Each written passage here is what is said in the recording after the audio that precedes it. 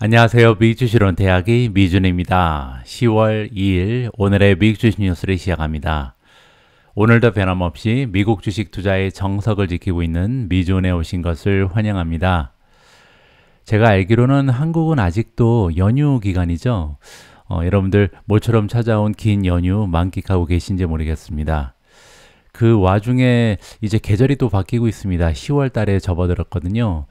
이제는 이제 만연한 가을 날씨가 한국에도 펼쳐지고 있을 거라고 생각을 하고요.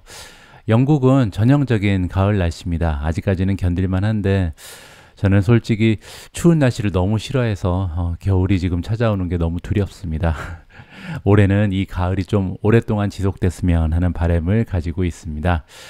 자, 그러면 연휴 기간에도 찾아주신 분들께 감사의 말씀을 드리면서 10월 2일 준비된 오늘의 미국 주식 뉴스 바로 시작합니다. 월요일 방송입니다. 오늘도 지난주에 미국 증시 시황부터 정리해 보도록 하겠습니다. 지난 한 주 동안 S&P 500 기준으로 봐서는 주가가 0.52% 떨어지면서 마감이 됐습니다. 그런데 굉장히 재밌는 부분은요. 오늘이 10월 2일이기 때문에 지난 한 달 동안 9월 달의 실적을 좀 살펴보시면요. 주가가 무려 5% 가까이 하락을 했거든요.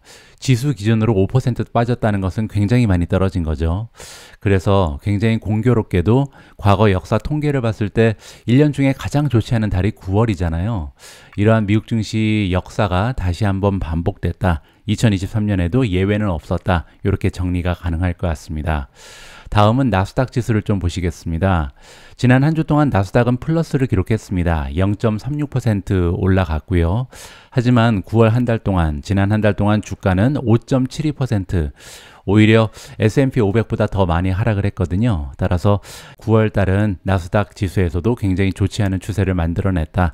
미국 주식 역사의 통계는 정확했다. 이렇게 마무리가 가능합니다. 다음은 지난 한 주 동안 나스닥 지수가 플러스를 기록하는 데 일조한 성장주들의 이름을 살펴보도록 하겠습니다. 지난 한 주 동안 주가 흐름이 가장 좋았던 종목은 C-리미티드입니다. 일주일 동안 주가가 무려 22% 이상 급등을 했고요.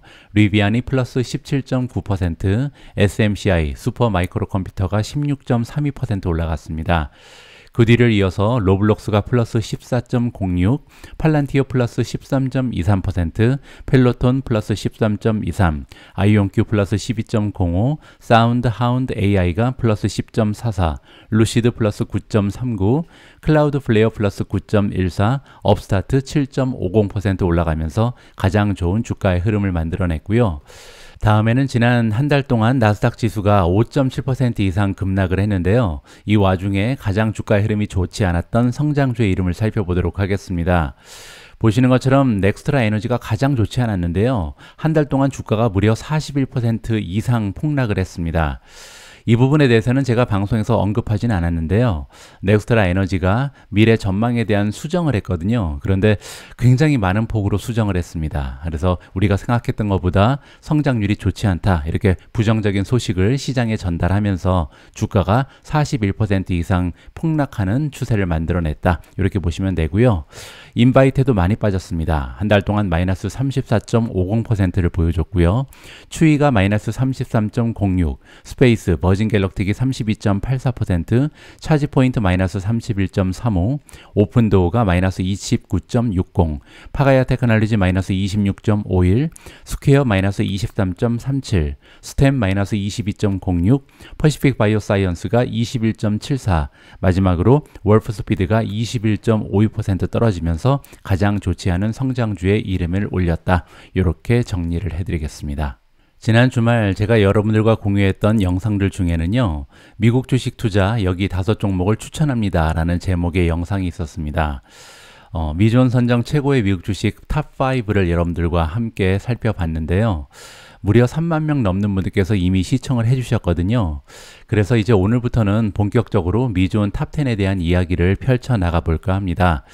자, 어제 제가 방송에서 공개했던 것처럼 다음 10가지의 종목이 제가 생각할 때 개인적으로 가장 전망이 좋다 이렇게 기대를 하고 있는데요. 과거 일주일 동안 실적을 먼저 살펴보시면 SMCI, 슈퍼마이크로 컴퓨터가 16.32%나 급등을 했습니다. 제가 이제 미주원 오프라인 미팅에서 이 종목을 처음으로 언급하고 나서 주가 흐름이 굉장히 좋아서 개인적으로는 다행이다라는 마음을 가지고 있고요. 팔렌티어도 좋았습니다. 일주일 동안 주가가 13.23% 급등했고요. 소파이가 플러스 5.97%, 엔비디아 플러스 4.54, 우버 플러스 3.56, 테슬라 플러스 2.18, TSMC가 플러스 1.47% 만들어냈고요. 반면 세 종목은 떨어졌습니다. 마이크로소프트가 마이너스 0.40, 온세미컨덕터 마이너스 0.92, 아마존이 마이너스 1.55로 가장 좋지 않은 추세를 만들어냈다. 이렇게 10종목의 성적표를 보고 드릴 수가 있을 것 같습니다. 이제부터 본격적으로 준비된 기사들을 여러분들과 함께 읽어볼까 합니다. 팬딩이라는 플랫폼에 제가 이제 미존 멤버십을 구축해 놓고 있잖아요. 지난 주말 동안 굉장히 굵직굵직한 뉴스가 많이 발표가 돼서요. 실시간으로 멤버분들께는 전달을 해드렸습니다.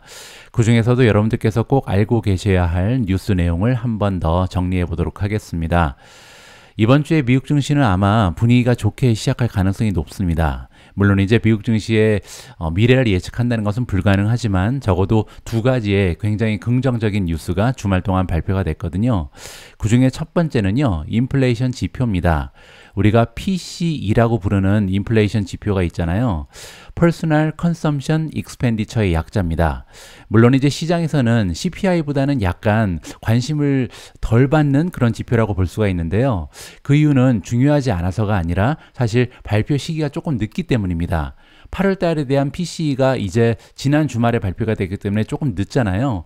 그 전에 앞서서 이제 CPI가 먼저 나오잖아요. 그래서 CPI에 보통 사람들이 좀 더 많은 관심을 갖게 된다.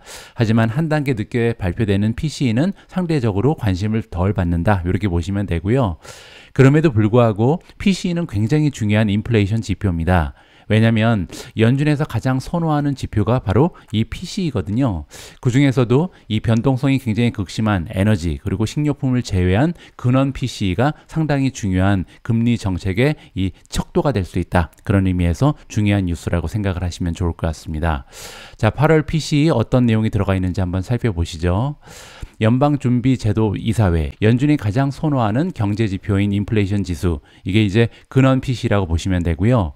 8월 달에 예상보다 적게 상승했다. 그래서 중앙은행, 즉 연준이 지금 물가 상승과의 전쟁을 벌이고 있는데 상당한 진전을 보이고 있다. 긍정적인 모습이 발견됐다. 이렇게 정리를 해주고 있습니다. 식료품 그리고 에너지를 제외한 개인 소비자 물가지수 근원 PC는 한 달 동안 0.1% 상승하는 데 그쳤습니다. 다우존스 컨센서스 예상치는 0.2%였거든요. 따라서 시장의 전망치보다 적게 나왔다. 이게 첫 번째 긍정적인 뉴스고요. 작년하고 비교했을 때 12개월 기준으로 했을 때는 PC가 3.9%, 물론 이제 근원 PC입니다. 근원 PC가 3.9%로 이제 예상과 일치했다. 예상과 일치했기 때문에 그렇게 긍정적이진 않다. 이렇게 볼 수도 있는데요. 중요한 거는 처음으로 4% 이상으로 떨어졌다는 거죠. 2년 만에 이렇게 긍정적인 숫자가 발표가 됐다. 이 부분이 긍정적이다. 이렇게 보시면 될 것 같습니다. 여기 나와 있는 것처럼 2020년 11월 이후 가장 작은 월간 증가율이었다. 0.1% 떨어진 거는 처음이라는 거죠. 2022년 11월 이후에. 따라서 굉장히 긍정적인 인플레이션 지수가 이번에 시장에 전달이 됐다. 이렇게 보시면 됩니다. 소비자 지출에 대한 결과도 발표가 됐는데요. 0.4% 증가했습니다. 전달인 7월 달에는 0.9%였거든요. 따라서 소비자 지출이 상당히 많은 폭으로 감소하는구나. 물론 이제 아직까지는 증가입니다. 증가라고 해도 0.9에서 0.4로 떨어졌다는 것은 지금 소비자 심리가 좀 냉각되고 있다. 이렇게 우리가 긍정적으로 해석을 할 수 있는 거죠. 배드 뉴스가 굿 뉴스가 되는 요즘의 상황입니다. 실질 기준으로도 0.6% 증가했던 지출이 0.1% 증가하는데 그쳤다. 따라서 이제 인플레이션을 반영한 실질 기준으로 보면 거의 지출이 증가하지 못하고 있다. 이렇게까지도 해석이 가능한 거죠. 이번에는 식품 그리고 에너지를 포함한 헤드라인 PC입니다.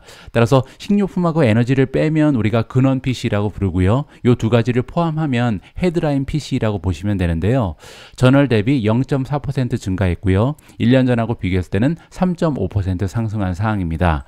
헤드라인 인플레이션은 6월 달에 3.2%를 기록했거든요. 따라서 최근에 몇 달 동안 계속해서 상승하고 있다. 이 부분은 조금 부정적이죠. 하지만 에너지가 이러한 상승 추세를 주도하고 있기 때문에 에너지만 좀 잡히면 어느 정도 해결할 수 있는 해결책이 있다. 가능성이 있다. 이 부분에서 우리가 조금 기대를 걸어볼 만하고요. 다시 한번 반복되고 있습니다. 근원 PCE는 거의 2년 만에 처음으로 전년 동기 대비 4% 미만으로 떨어졌다. 그리고 7월 달에는 4.3이었는데 상당히 많이 감소했잖아요. 따라서 시장에서 환호성을 지를 만큼 좋은 숫자가 이번에 보고가 됐다. 인플레이션이 잡히고 있다. 이렇게 긍정적인 느낌을 받을 수 있는 보고서였습니다. 지난 주말 미국 증시에 나타났던 두 번째 호재는요, 미국 정부 셧다운에 관련된 업데이트였습니다. 지난주 방송에서 제가 자세히 설명드린 것처럼 미 정부가 셧다운 위기에 봉착하고 있었잖아요. 그 얘기가 뭐냐면 10월 1일부터 새로운 회계연도가 시작이 되는데 회계연도 전에 다음 회계연도에 대한 예산이 이제 책정이 돼야 됩니다. 합의가 돼야 된다는 거죠. 그런데 그게 여의치가 않았다. 따라서 정부가 기능을 제대로 발휘하지 못하는 셧다운이 나타날 가능성이 굉장히 높았습니다. 그렇게 되면요, 공무원들이 일을 못한다는 얘기거든요. 무급휴가를 가야 됩니다. 하지만 정부 셧다운 3시간 전에 막았다. 따라서 굉장히 긍정적인 소식이 마켓에 찾아왔다. 이렇게 보시면 되겠습니다. 자세한 내용을 좀 살펴보시죠. 미국의 상원이 토요일 밤에 막판에 이제 3시간 전에요, 지출 법안을 통과시켜서 미국 국민과 경제에 재앙적인 도미노 효과를 일으킬 수 있었던 정부 셧다운을 피할 수 있었다라고 나와 있습니다. 미국 상원이 오전 12시 1분 셧다운이 발표되기 전에 3시간 전에 결의안을 통과시키기 위해서 투표를 했고요. 그리고 나서 이제 통과가 돼서 조 바이든 대통령이 법에 서명을 했다라고 나와 있습니다. 하지만 이번에는요, 임시 방편이었습니다. 45일만 연기를 하는 그런 법안이었거든요. 따라서 이 법안으로 인해서 정부가 45일 동안 단기적으로 문을 열 수 있다. 그래서 그 기간 동안 하원과 상원이 다시 지금의 이제 지원 입법을 완료할 시간을 더 확보했는데 의미가 있다. 이렇게 보시면 됩니다. 따라서 10월 1일 날 지금 정부가 셧다운 위기에 있었는데 이게 한 달 반 정도 연기가 됐다. 따라서 완전히 리스크가 없어진 것은 아니다. 이렇게 우리가 봐야겠죠. 자, 이번에 71페이지 분량의 단기 법안을 보시면 재난 구호 기금이 할당되어 있다. 이 부분은 이제 야당에서 좋지 않게 생각한다. 이렇게 보시면 되고요. 하지만 이거보다 더 중요했던 부분이 하나 있는데요. 많은 공화당원들이 반대하고 있었던 우크라이나에 대한 재정 지원은 포함되어 있지 않았다. 따라서 이 부분은 이제 빠졌다는 거죠. 그래서 어느 정도 45일 정도 연기가 가능해졌다. 이렇게 우리가 이해를 해볼 수가 있습니다. 자, 과연 이번에 이제 45일의 여유가 있는데 미국 정부가 셧다운을 피할 수 있을지 관심을 가지고 지켜볼 필요가 있을 것 같습니다. 잠깐 여러분, 최대 77만 원을 받을 수 있는 정보를 소개해 드리겠습니다. 집에 약정이 끝난 인터넷, 정수기 가만히 놔두면 손해라는 사실 알고 계셨나요? 온라인 대리점에 전화 한 통이면 최대 77만 원을 설치 당일에 받으실 수 있는데요. 쓰던 요금 그대로 새 제품에 지원금까지 받을 수 있는데 안 할 이유가 없겠죠. 이런 혜택이 어디서 가능하냐고요? 인터넷 가전 렌탈 국내 가입자 수 독보적 1위 대리점 아정당입니다. 알뜰폰도 전화 한 통에 쓰던 번호 그대로 개통 가능합니다. 365일 밤 10시까지 상담 가능하니 언제든 편하게 전화해보세요. 정당하게 받자. 아정당. 지난 주말에는요, 정말 이상하리만큼 종목 관련된 뉴스가 없더라고요. 그래서 이러다가 월요일날 방송 제대로 못하는 거 아니야? 이렇게 걱정을 했었거든요. 그런데 다행히 매크로 관련해서는 굉장히 흥미진진한 기사가 여러 개 발견이 됩니다. 그 중에 하나는 블룸버그 기사인데요. 여기 나와 있는 것처럼 블룸버그의 이코노믹스가 리세션을 확신하는 6가지 이유, 굉장히 자극적인 제목이 설정이 되어 있습니다. 하지만 내용은 굉장히 알찬데요. 굉장히 논리적으로 여러 가지 이유를 들었으면서 왜 블룸버그가 보기에는 미국 경제가 리세션을 피할 수 없는지 그들의 의견을 피력하고 있는데요. 여러분들 자세한 내용을 파악하고 싶으신 분들께서는 미주온 멤버십에 가입하셔서 한번 읽어보시면 좋을 것 같습니다. 있습니다. 미준 멤버십에서는요, 제가 7가지나 되는 8가지죠. 8가지나 되는 그 유료 멤버십에 가입을 해놓고 거기에서 최고의 기사들, 정말 알짜 정보들만 모아서 이렇게 한글로 번역을 해서 여러분들과 공유를 해드리고 있거든요. 많은 도움이 될 거라고 확신합니다. 아직까지 미준 멤버십 가입하지 않으신 분들께서는 한번 고려를 해주셨으면 하는 바람을 가지고 있습니다. 자, 그러면 본격적으로 블룸버그의 이코노미스가 무슨 이유를 가지고 리세션을 확신하는지 그들의 이야기를 좀 들어볼까 합니다. 자, 모든 사람이 연착륙이라는 것은 뭐냐면요, 리세션이 없이 그냥 제대로 아주 스무스하게 착륙하는 것을 얘기합니다. 반면 만약에 경제가 리세션에 빠져들면 그건 경착륙이라고 부르죠. 따라서 지금 현재로서 시장의 전문가들도 그렇고 많은 참여자들이 연착륙을 기대하고 있는데 이럴 때 조심해야 된다. 왜냐면 과거 역사를 보면요, 연착륙을 기대할 때 항상 리세션이 찾아왔다, 이렇게 얘기하고 있는 거죠.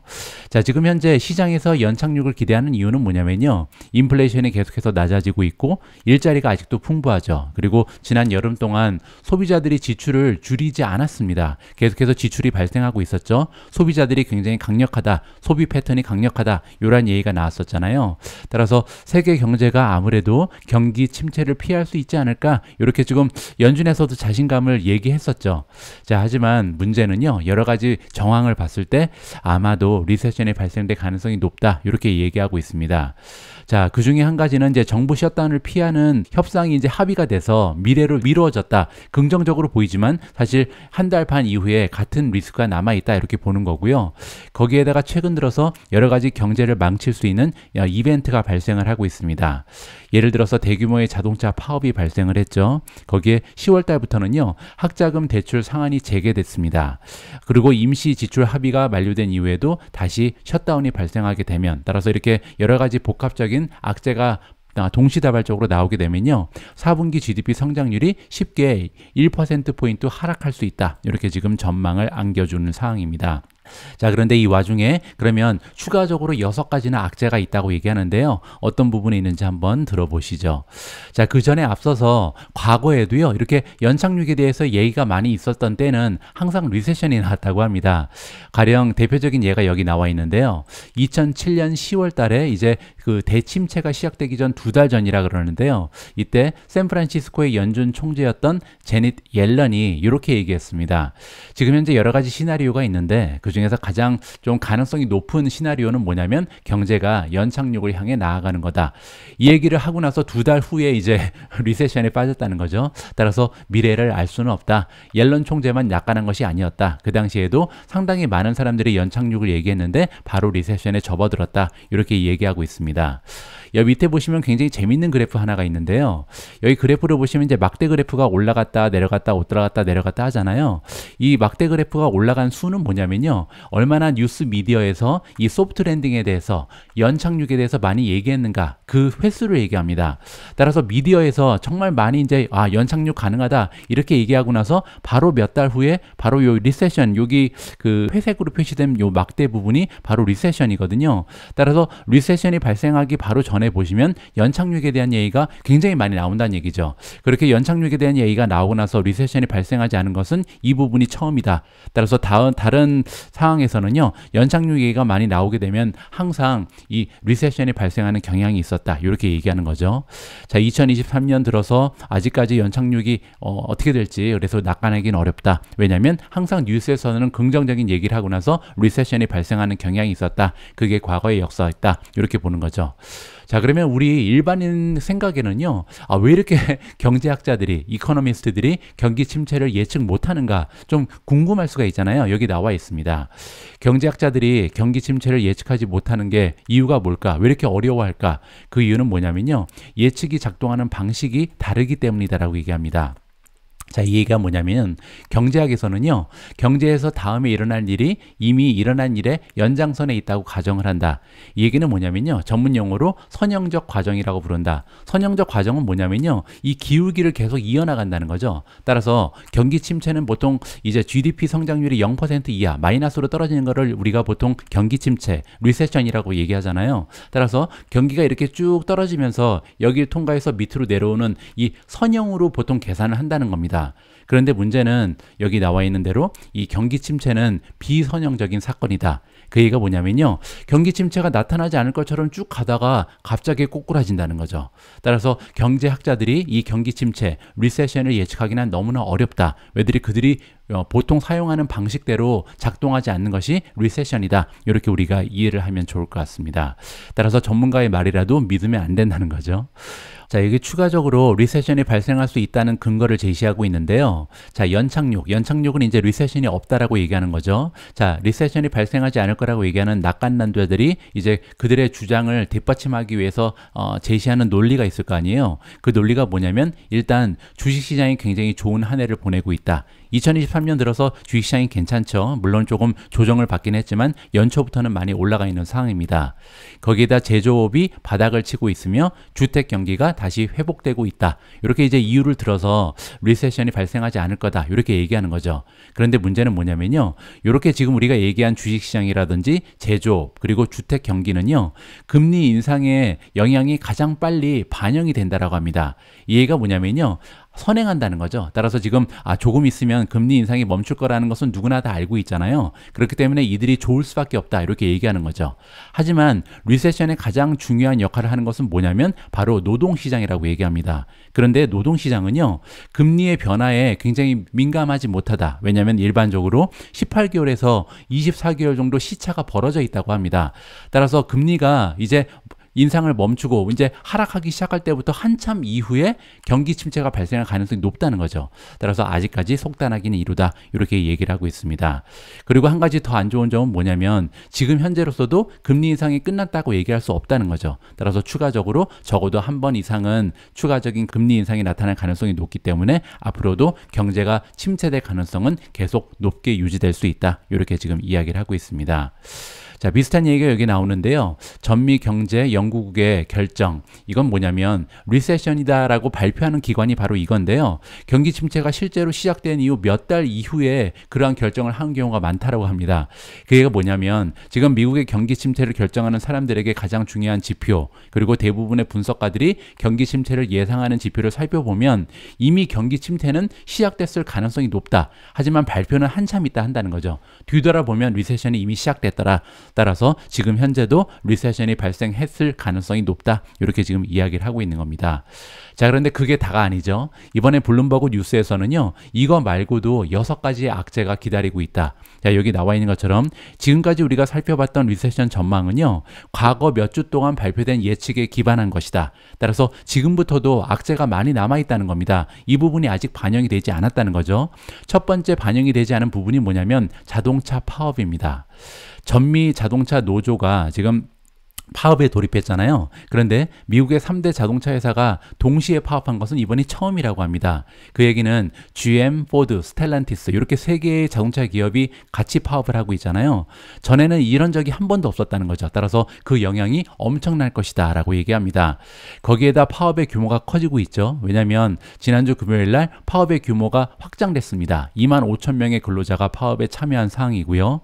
과거에는요, 1998년에 GM이 9,200명의 근로자가 파업을 한 적이 있다고 합니다. 기간은 54일이었고요. 그런데 그 여파로 인해서 무려 15만 명이 고용이 감소한 적이 있다. 왜 이런 결과가 나타나냐면, 자동차는 이제 소비자를 만나는 마지막 구역이죠. 따라서 그 밑에는 수많은 공급망이 존재를 합니다. 따라서 GM이 딱 54일 파업을 했는데도 불구하고 그 결과는 15만 명이 일자리를 잃었다. 이렇게 우리가 정리를 해볼 수가 있거든요. 따라서 이번에는 규모가 훨씬 더 크고요. 25,000명의 근로자가 파업에 참여를 하고 있고, 만약에 지난 1998년처럼 그때처럼 이제 만약에 기간이 막 한 달, 2달 이상 지속이 되면 굉장히 커다란 경제의 하락을 불러일으킬 수 있는 것이 자동차 파업이다. 이렇게 이해가 가능할 것 같습니다. 자, 두 번째 악재는요, 학자금 대출 상환 연기 마감입니다. 앞에서 제가 말씀드린 것처럼 10월 달부터는 이제 학자금을 갚아야 되거든요. 3년 반이나 지금 동결이 됐습니다. 따라서 3년 반 동안 학자금 대출을 갚을 필요가 없었던 젊은 층이 드디어 이제 매달 학자금을 갚기 시작한다. 그렇게 되면요, 4분기의 연간 성장률이 0.2%에 0.3% 정도 추가로 줄어들 수 있다. 요거 하나만 가지고도 이렇게 여파가 크다는 거죠. 자, 세 번째는 유가의 급등 추세입니다. 유가가 이제 떨어졌나 했더니 최근 들어서 너무나 가파르게 오르고 있거든요. 따라서 경기 침체가 다가오고 있음을 보여주는 확실한 지표 중에 하나가 바로 유가인데, 그 유가가 지금 여름 최저치에서 보면 무려 25달러나 급등하면서 현재 배럴당 90달러를 넘어선 상황입니다. 95달러까지 갔다고 하는데요, 잠깐 떨어진 상황이죠. 과연 앞으로 배럴당 100달러를 넘어갈 수 있는가? 이 부분도 굉장히 중요한 하나의 지표가 될 수 있다, 이렇게 보시면 되고요. 자, 네 번째는요, 시장 금리의 상승입니다. 채권 금리의 상승을 얘기하는 거죠. 10년 만기 국채 수익률이 지금 16년 만에 최고치를 달성했다고 합니다. 4.6%를 기록했는데요. 이렇게 되면 굉장히 많은 문제가 얘기될 수 있죠. 일단 첫 번째로 주식시장이 떨어질 가능성이 높습니다. 안전자산의 수익률이 4.6%나 되면요, 아무래도 리스크를 감당해야 되는 주식시장에 자금이 빠져나갈 가능성이 높겠죠. 그뿐만이 아닙니다. 주택경기 회복이 굉장히 어려워지죠. 왜냐하면 모기지가 올라가잖아요. 주택담보 대출에 대한 금리가 너무나 많이 올라가기 때문에 아무래도 그 주택에 대한 수요가 엄청나게 감소할 가능성이 높다. 그리고 마지막으로 기업의 투자를 억제할 가능성이 높죠. 기업에서 돈을 빌리면 아무래도 이자가 많이 나가기 때문에 그렇죠. 따라서 여러 가지 좋지 않은 추세를 만들어낼 수 있는 것이 시장 금리의 상승이다. 네 번째로 살펴볼 수가 있고요. 다섯 번째는 글로벌 슬럼프입니다. 이 부분은 뭐냐면요, 만약에 미국 경제가 강력한 모습을 지켜낼 수 있더라도 미국만 잘하면 안 된다는 거죠. 전 세계의 경제는 엮여져 있잖아요. 따라서 다른 지역에도 슬럼프가 발생한다면 아무래도 미국에도 적지 않은 영향이 있을 것이다. 첫 번째로 가장 문제는 중국입니다. 여러분들 잘 알고 계신 것처럼 부동산 위기에 빠져 있잖아요. 전 세계도 두 번째로 경제가 큰 나라가 중국인데, 만약에 중국이 무너져 버린다면 미국도 안전하긴 어렵다, 이렇게 보시면 되고요. 그뿐만이 아니죠. 유로도 안 좋습니다. 유럽 지역도 지금 대출이 너무나 많이 감소하고 있거든요. 국가 부채 위기가 정점에 달했을 때보다 오히려 더 빠른 추세로 대출이 급강하고 있다고 합니다. 그렇게 되면 지금 그렇지 않아도 지금 그 성장률이 굉장히 낮게 형성이 돼 있는데 더 떨어질 가능성이 높다. 따라서 중국, 유럽 둘 다 좋지 않다면 미국이 과연 건재할 수 있을까? 이러한 의문 부호가 나타날 수밖에 없다, 이렇게 보시면 되겠죠. 자, 그리고 정부 셧다운이 완전히 없어진 건 아니죠. 이 리스크 역시도 한 달 반 정도 연기됐을 뿐이다. 따라서 미국 정부가 예전에 과거에 한번 셧다운 된 적이 있었잖아요. 그것처럼 한 번 더 셧다운 될 가능성이 높다. 그렇게 되면 GDP가 많이 떨어질 것이다. 셧다운이 일주일 발생하게 되면요, GDP 성장률이 약 0.2%포인트씩 감소한다고 합니다. 따라서 만약에 한 5주 정도 닫혀지면 1%나 떨어지는 거잖아요. 굉장히 심각한 일이다, 이렇게 보시면 되겠죠. 자, 물론 연착륙을 주장하는 사람들도 그들의 논리를 가지고 있긴 합니다. 그래서 이제 경제가 어려운 거잖아요. 각각의 가지고 있는 논리를 가지고 다른 주장을 하는 거죠. 여기 보시는 것처럼 연착륙의 핵심은 뭐냐면요, 가계 지출의 강세입니다. 아직까지도 가계 지출이 계속해서 증가하고 있다. 따라서 사람들이 지갑을 열고 있다, 이렇게 얘기하고 있잖아요. 하지만 여기에는 하나의 함정이 있다, 이렇게 얘기하거든요. 그 얘기가 뭐냐면, 현재 소비자들의 지갑이 아직도 열리는 이유가 뭐냐면 경기 부양책, 그때 이제 그 팬데믹 봉쇄 때문에 사람들이 저축한 게 너무나 많이 있었다. 그 얘기는 이제 우리가 잘 알고 있죠. 그런데 이 저축액이 드디어 바닥을 드러내고 있다고 합니다. 샌프란시스코 연준에 따르면요, 9월 말까지, 따라서 이미 10월 달에 접어들었기 때문에 저축 금액이 이제는 다 떨어졌다라고 얘기하고 있고요. 블룸버그의 계산에 따르면 미국 인구의 최하위 80%는 이미 코로나19 이전보다 더 적은 현금을 보유하고 있는 것으로 나타났다라고 합니다. 따라서 여기 지금 그 그래프가 3개 나와 있잖아요. 노란색은 탑 20, 따라서 그 미국에서 가장 부유한 20%를 얘기하는 거고요. 나머지는 지금 팬데믹 전보다 오히려 현금이 줄어들었다. 따라서 그들은 더 이상 소비를 할 수가 없다, 이렇게 얘기하고 있는 상황입니다. 따라서 그 긍정적으로 보고 있는 사람들의 논리가 맞아떨어지지 않을 가능성이 높다, 이렇게 우리가 정리를 해볼 수가 있을 것 같습니다. 자, 이 기사를 읽고 나서 다음과 같은 질문 하신 분이 반드시 계실 거라고 생각을 합니다. 그러면 가지고 있는 주식 다 팔아야 되나요? 이러한 질문이 등장할 가능성이 높은데요. 저는 물론이고요. 난다 긴다 하는 전문가들도 사실 경제가 앞으로 어떻게 될지 알 수는 없는 거죠. 따라서 본인이 가지고 있는 상황에 대처하는 것이 굉장히 중요하거든요. 만약에 여러분들이 장기 투자자고 본인의 그 여유 자금으로 투자를 하고 있다면 뭐 이러한 단기 조정 아니면 조금 더 중기적으로 조정이 발생하더라도 다시 상승할 걸 믿으면서 견딜 수 있는 힘이 있잖아요. 그렇게 되면 그냥 시간이 해결해 주겠지 하며 기다리면 되는 거죠. 하지만 만약에 여러분들 중에 나는 대출을 해서 지금 주식을 샀다 뭐 이런 분들은요, 리스크가 조금 강화되고 있기 때문에 리스크를 줄일 필요성이 있다, 이렇게 조언을 드릴 수가 있는 거죠. 따라서 내가 장기 투자를 하고 있는지 단기 투자를 하고 있는지, 나는 지속적으로 수입이 발생하고 있는 투자자인지 아니면 계속 지출만 하고 있는 투자자인지, 나는 빚이 많은지 빚이 없는지, 이러한 상황을 종합적으로 고려해서 여러분들만의 투자 전략을 구사하는 것이 맞다, 개인적으로 이렇게 조언의 말씀을 드리고 싶습니다. 바로 앞에 블룸버그 기사를 보시고 또 기분이 약간 우울해지실 수도 있을 것 같아서요, 이번에는 조금은 긍정적인 뉴스를 전달해 드리도록 하겠습니다. 데이빗 테퍼, 전 세계에서 가장 성공적인 투자자 중에 한 명이죠. 이분이 얘기하기를 나는 주식 하나도 팔지 않았다라고 선언을 했습니다. 데이빗 테퍼에 대해서 잠깐 소개를 드리면요, 2023년 중순, 따라서 이제 몇 달 전에 포브지가 그의 자산을 이제 평가를 했는데요, 18.5 빌리언이나 됩니다. 그렇게 되면요, 전 세계에서 89번째로 가장 부자입니다. 따라서 굉장한 부를 축적하고 있는 사람이 바로 데이빗 테퍼다, 이렇게 보시면 되고요. 이분이 운영하고 있는 헤지 펀드의 이름은 아팔루사입니다. 아팔루사 매니지먼트는요, 지난 수십 년 동안 평균 수익률이 무려 25%를 기록하고 있거든요. 따라서 투자도 굉장히 잘하는 그런 투자자다, 이렇게 보시면 되겠죠. 자, 이렇게 믿을 만한 데이빗 테퍼가 나는 주식 팔지 않았다, 조금은 이제 위안이 되는 제목이 발견되고 있습니다. 무슨 얘기를 하는지 조금 더 자세히 보시죠. 지금은 더 이상 양적 완화 시대가 아니다. QE라고 부르죠. 퀀터티티브 이징의 약자인데요. 따라서 시장에 이렇게 좀 돈을 풀고 있는 시대는 아니라는 거죠. 지금은 오히려 양적 긴축의 시대가 다가왔다. 그리고 한 가지 더, 금리가 굉장히 높다. 따라서 주식시장에는 안 좋은 게 두 개가 겹친 거죠. 첫 번째는 자금이 빠져나가고 있고요, 두 번째는 금리가 올라가고 있다. 따라서 주식에 투자하기 어려운 상황인 것은 확실합니다.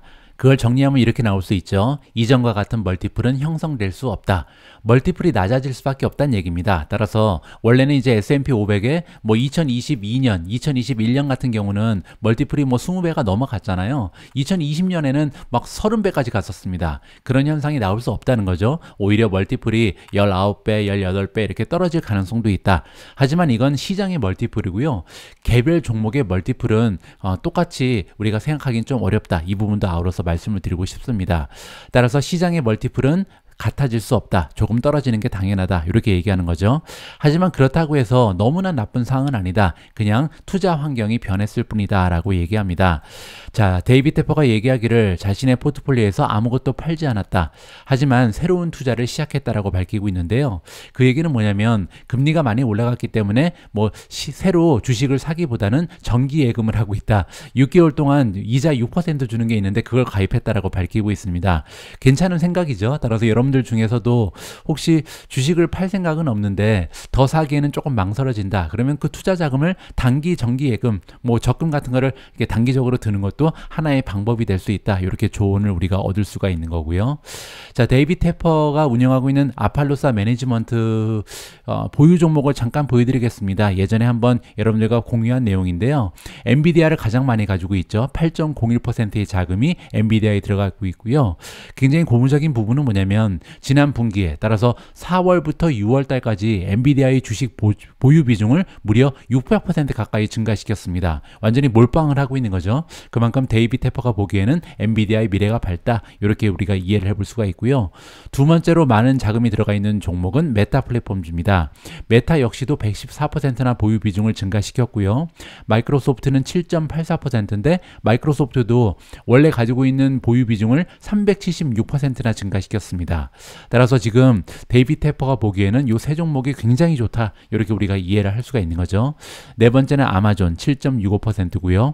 알리바바는 6.92%, 우버가 여섯 번째로 많은 비중을 차지하고 있는데 5.73%고요. 알파벳이 5.19, AMD가 4.88, 인텔이 4.20, 퀄컴이 4.09, 그리고 타이완 세미컨덕터, TSMC가 3.32%의 자금을 담당하고 있습니다. 그 중에서 이렇게 네 종목, AMD, 인텔, 퀄컴, TSMC 이렇게 네 종목은요 지난 분기에 새롭게 매수를 했다, 새롭게 그의 포트폴리오에 추가했다, 이렇게 보시면 될 것 같습니다. 아팔로사 매니지먼트의 성적표를 잠깐 보여드리도록 하겠습니다. 지난 3년간 탑 20를 봤을 때는요 3년간 평균 수익률이 15.61% 굉장하죠. 그리고 3년간 어큐뮬레이트 따라서 이 총 수익률은 54.52%에 이르는 굉장히 훌륭한 성적표를 내고 있는 헤지 펀드다, 이렇게 보시면 됩니다. 따라서 과거에도 그렇고 최근에 3년 동안도 굉장히 멋진 수익률을 자랑하고 있는 아팔로사 매니지먼트 그리고 데이빗 테퍼는요 시장의 변동성을 예측하면서도 주식 시장을 계속해서 떠나지 않고 머물러 있다, 이렇게 정리를 해드릴 수가 있겠습니다. 다음으로 살펴볼 기사는 미국 증시에 대한 전망, 그 중에서도 우리가 가장 많이 투자하고 있는 미국의 테크 주식에 대한 4분기 전망입니다. 이 기사를 통해서 여러 전문가의 의견을 살펴볼 수가 있을 것 같은데요. 일단 지금 현재 상황을 정리해보면 2023년 들어서 전반기는 너무나 좋았잖아요. 특히 기술주의 급등 추세가 있었죠.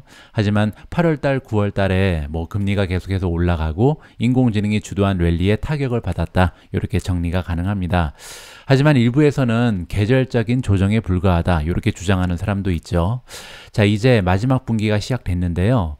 월가에서는 또 다른 불안한 시기가 맞이될 것으로 예상된다. 이 얘기는 아직도요 경제 상황도 그렇고 여러 가지 변수가 너무나 많기 때문에 변동성이 잦아질 기미를 보이지 않는다, 이렇게 해석하시면 좋을 것 같습니다. 하지만 그럼에도 불구하고 경제적으로 그리고 기업의 실적 관련해서 여러 가지 촉매제가 있다. 이걸 우리가 카탈리스트라고 부르죠. 이런 카탈리스트가 많이 있기 때문에 투자자들이 선호하는 종목에 다시 투자할 수 있는 기회가 만들어질 수 있다는 긍정적인 기사의 내용입니다. 자, 일단 데이터가 굉장히 중요하다고 나와 있는데요. 그 중에서도 이제 우리가 잘 알고 있는 진 몬스터의 얘기를 먼저 들어볼까 합니다. 진 몬스터는요, 여러분들 기억하실 겁니다. 2022년이 시작될 때 우리 앞에 나서서 이런 얘기를 했죠. 나는 가지고 있는 주식의 반을 팔았다. 50%를 현금으로 가지고 있다는 얘기를 했습니다. 그때 너무나 공격적인 포지셔닝이 아닌가, 현금이 너무 많은 것이 아닌가, 이렇게 우리가 걱정을 했었는데 실제로 진 몬스터가 예상한 것처럼 2022년 동안은 주식이 너무나 좋지가 않았잖아요. 그리고 그때 여러분들 진 몬스터의 인터뷰 영상을 자세히 들어보시면요, 2023년 테크 주식 너무나 좋다, 이런 얘기까지 했었습니다. 따라서 정말 쪽집게처럼 2022년, 2023년의 상황을 정확히 짚어낸 굉장히 좀 믿음이 가는 전문가 중에 하나다, 이렇게 보시면 되고요. 미준 영상 아직 안 보신 분들은 예전에 진몬스터랑 제가 인터뷰한 영상 한번 보시면 좋을 것 같습니다. 자, 어쨌든 딥워터 자산 운용을 운영하고 있는 진몬스터는요, 지금 세 가지의 리포트에 관심을 가지고 있는 것 같습니다. 첫 번째는요, 가장 중요한 부분인데 이번 달 말부터 드디어 테크 주식들이 실적을 발표합니다. 어닝 시즌이 시작이 되는 거죠. 그런데 그에 앞서서 두 가지의 경제 지표가 발표가 되는데요. 첫 번째는 9월 달의 CPI 지수, 그리고 또 한 가지는요, 이번 주 금요일입니다. 전달에 대한 고용 보고서가 발표가 되죠. 여러분들 잘 알고 계신 것처럼 미국에서는 매달 첫 번째 금요일 날 그 전달에 대한 고용 보고서가 나오잖아요. 이 두 가지에서는 의외로 좋지 않은 모습이 발견될 가능성도 높다는 거죠. 여기 설명되어 있는 것처럼 인플레이션 지수가 계속해서 고착화 조짐을 보인다. 이 얘기는 인플레이션이 잦아들지 않는 모습을 보일 수도 있다는 거죠. 또 한 가지는요, 이번 주 금요일 날 이제 노동시장이 좀 식어야 되는데 식지 않는 모습을 보일 가능성도 높다. 계속해서 고용이 강화될 가능성도 있다. 이렇게 지금 부정적인 전망이 나온다는 거죠. 자, 그럼에도 불구하고 진몬스터가 보기에는요, 이달 말에 이제 메가테크 기업들이 계속해서 실적 발표를 할 텐데 실적 발표도 괜찮을 거고 또한 가이던스도 굉장히 장밋빛 전망이 나올 가능성이 높다. 그렇게 되면요, 앞서서 고용 데이터라든지 인플레이션 지수 때문에 시장이 좀 떨어졌다가도 다시 한번 회복할 가능성이 높다. 이렇게 예상하는 것 같습니다. 지금 테크 투자자들은 두 가지 경제 지표에 겁을 먹고 있다. 하지만 좋은 소식은 9월 분기 실적이 나오면 이러한 상황이 바로 잡힐 것이다. 따라서 어닝이 굉장히 좋을 것이다. 이것이 바로 지금 딥워터의 진몬스터의 주장이다. 이렇게 정리가 가능할 것 같습니다. 다른 전문가의 의견도 좀 들어보시죠. 제이슨 어소시에이츠의 에리카 클라우어라는 전문가의 의견이고요. 이분도 인공지능에 대해서 굉장히 확신을 가지고 있는 전문가라고 합니다. 그런데 3분기 실적 발표 시즌을 평균 이상의 매출 증가 그리고 성장률을 보이는 종목에 대한 포지션을 강화할 수 있는 기회를 보고 있다. 이 얘기는요, 실적을 봐야 된다는 거죠. 어떤 기업이 과연 정말로 앞으로 다가오는 미래에 계속해서 성장을 거듭할 수 있는 기업인가, 뭐 가이던스도 제시가 될 거고, 실제로 지금 현재 경기가 굉장히 좋지가 않은데 꾸준한 성장을 보일 수 있는 기업이 발견이 될 거 아니에요. 이런 기업을 찾아서 투자하자, 이렇게 이해를 하시면 좋을 것 같습니다. 션버그 인베스트먼트 매니지먼트의 포트폴리오 매니저 션선이 나오는데요. 자, 이분의 주장을 보면 이번 실적 시즌을 AI 수혜주에 대한 직감적 점검에 비유하고 있다. 이 얘기는 뭐냐면 어떤 기업이 AI 서비스와 제품에서 진전을 보이고 있는지, 그리고 수요를 확보하고 있는지 어닝에서 확인할 수 있다는 거죠. 따라서 지금 현재 인공지능이 등장한 지 얼마 안 됐습니다. 지난 2022년 작년 11월 달에 챗GPT가 처음으로 이제 사람들의 관심을 받기 시작했잖아요. 1년도 되지 않은 상황이죠. 따라서 아직까지 시장에 불과한 인공지능을 과연 어떤 기업이 주도하고 있는지 이번 어닝 시즌에서 다시 한번 우리가 확인하면서 투자처를 결정할 수 있는 굉장히 중요한 시기다. 이렇게 이해하면 좋을 것 같습니다. 다음은 인디펜던트 솔루션 웰스 매니지먼트의 폴 믹스라는 전문가고요. 자, 그분이 얘기하기를 저는 AI 분야에 투자하기를 기다리고 있습니다. 하지만 떨어지는 칼을 잡고 싶지는 않다라고 얘기하는데요. 이 얘기는 뭐냐면 대형주 리더십 기업을 믿고, 따라서 메가테크 기업들을 믿고 있다는 거죠. 그리고 이들 기업이, 메가테크 기업들이 AI 혁명을 주도할 거라고 생각하지만 이 주식들이 지금 단기 매도를 계속하고 있기 때문에 떨어지는 칼을 잡지 않고 싶다. 따라서 다시 반등하는 추세를 보이면 그때 사겠다. 이렇게 얘기하는 거죠. 그리고 다음은 이제 변동성에서 기회를 찾아야 된다. 이런 주장을 하고 있는데요. 제가 배운 것은 강력한 경영진이 있는 우수한 기업을 소유하고 있다면 그 기업이 알아서 잘 해낼 것이다 라는 점이다. 래퍼 탱글러 인베스트먼트의 CEO, CIO가 하는 얘기고요. 자, 이분이 얘기하기를 서두를 필요 없다. 지금 당장 매수할 필요는 없지만 매도세가 계속되면 조금씩, 그러니까 주가가 계속 떨어지면요, 이런 좋은 기업들, 메가테크 기업들의 주식을 조금씩 사라. 그래서 보유 주식을 조금씩 추가하면 된다. 이렇게 얘기하고 있습니다. 실제로 주식이 투자자들의 관심에서 멀어졌을 때 매수하는 것은 가장 돈을 버는 쉬운 방법이다라고 얘기하고 있고요. 탱글러는 지난 10월 달에 서비스나우, 어도비, 마이크로소프트, 블로드컴, 그리고 오라클, 이런 주식을 작년 10월 달에 매수를 했다고 합니다. 따라서 저점에서 많이 산 거죠. 따라서 이번에도 주가가 추가적으로 떨어지면 이런 건강한 테크 주식들을 줍줍하면 좋을 것 같다. 이렇게 이해하시면 되겠습니다. 장기적으로 AI를 낙관하는 그녀는, 탱글러라는 투자자는 이 기술이 AI가 생산성을 향상시키고 주가를 지속적으로 상승시킬 수 있는 구조적인 순풍이라고 보고 있다. 따라서 이건 순환주가 아니라는 거죠. 인공지능의 성장, 그리고 테크주들의 성장은요, 구조적이다. 따라서 앞으로 시대의 흐름을 타고 기하급수적으로 상승할 가능성이 높다. 이렇게 긍정적인 전망을 안겨주고 있습니다. 다음으로 전달해드릴 기사는 아주 오래간만에 사이버 보안 기업들에 관련된 기사인데요. 모간 스탠리의 주장에 따르면 마이크로소프트라든지 팔로알토, 지스케일러 같은 사이버 보안 기업들이 드디어 바닥을 찍었다라고 주장을 하고 있습니다. 어떤 얘기인지 한번 들어보시죠. 모간 스탠리의 애널리스트 함자 포더왈라라는 사람이 등장하는데요. 이 전문가가 최근에 현장에 직접 뛰어들어서 현장 점검을 진행했다라고 합니다. 그리고 사이버 보안 기업들의 상품을 판매하는 리셀러들을 상대로 해서 설문조사도 진행을 했는데요. 이 결과가 굉장히 긍정적이라는 거죠. 사이버 보안 수요가 올해 상반기 약세를 보이고 이제는 저점에 가까워지고 있다. 따라서 3분기가 지금 바닥일 가능성이 높다. 4분기부터 이제 반등이 가능하다. 이렇게 지금 의견을 제시하고 있는 거죠. 전반적으로 봤을 때 신규 예약이 매우 저조했던 작년 실적, 따라서 이제는 한 3분기, 4분기 실적을 발표할 때는요, 작년의 실적이 너무나 좋지 않았기 때문에 작년 대비 성장률이 좋을 가능성이 있다는 거죠. 더 이상 마이너스 성장이 아니라 이제는 좀 치고 올라갈 때가 됐다. 이렇게 보는 거고요. 더욱이 지금 현재 기업들이 예산을 증가시키고 있다. 따라서 4분기 정도가 되면요, 사이버 보안 기업에 대한 지출을 줄였던 기업들이 드디어 이제 돈을 풀기 시작할 것이다. 지갑이 열릴 것이다. 이렇게 보고 있는 거죠. 따라서 G스케일러의 목표 주가를 145였는데 155로 소폭으로 조정을 했다라고 나와 있고요. 팔로알토 네트워크도 수혜를 입을 것이다 라고 예상을 하고 있습니다. 그리고 이제 포도왈라라는 전문가가 보기에는요, 마이크로소프트가 굉장히 좋다라고 얘기하는데, 왜냐면 마이크로소프트는요, 안 하는 게 없죠. 사이버 보안 쪽에도요, ID라든지 XDR이라든지 엔드포인트, 보안 정보, 이벤트 관리, 따라서 다양한 사이버 보안의 기능이 있는데 이걸 다 하는 기업이라고 얘기하고 있습니다. 따라서 굉장히 여러 범주에서 점유율을 동시다발적으로 올리고 있다. 그리고 이렇게 여러 가지 서비스를 제공하면요, 패키지로 묶을 수가 있다는 거죠. 마이크로소프트가 이미 구축하고 있는 여러 가지 소프트웨어가 있잖아요. 이거랑 사이버 보안을 합쳐서 판매하는 그런 구조를 보일 수 있다. 따라서 공급업체로서의 통합의 이점을 누리고 있는 것이 마이크로소프트다. 이렇게 정리가 가능합니다. 물론 일부 고객사들은 이렇게 하나의 업체에 종속되는 거, 너무나 많이 집중하는 것에 대한 우려를 하는 것도 사실이긴 하다.